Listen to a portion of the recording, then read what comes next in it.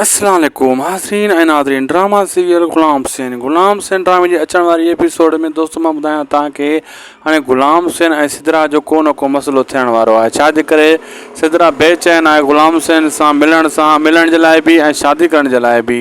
ऐं ग़ुलाम हुसैन खे पंहिंजे चाचे जो ज़ोर आहे त बाबा इन शइ खां परहेज़ कर तूं।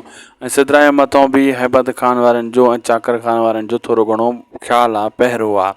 ऐं जमीला जेका नियापा खणी रही आहे बार बार इहे ग़ुलाम हुसैन खे ॿुधाईंदी ऐं उन खां पोइ ग़ुलाम हुसैन जे मिलण जी कोशिशि कई त मसइलो तमामु जल्द इन्हनि जे विच में क्लियर थी ऐं सभिनी जे साम्हूं अची वेंदो ऐं हैबत अयाज़ वारा छिता थी पवंदा ऐं इन्हनि जो को न को सिद्ध थियण वारो आहे। ॿी तरफ़ त होॾो वरी जेको आहे लाला सिकंदर यानी सोढल त धूम मचाए वेठो आहे, हिक न ॿिए दुश्मन खे डरायूं वेठो आहे।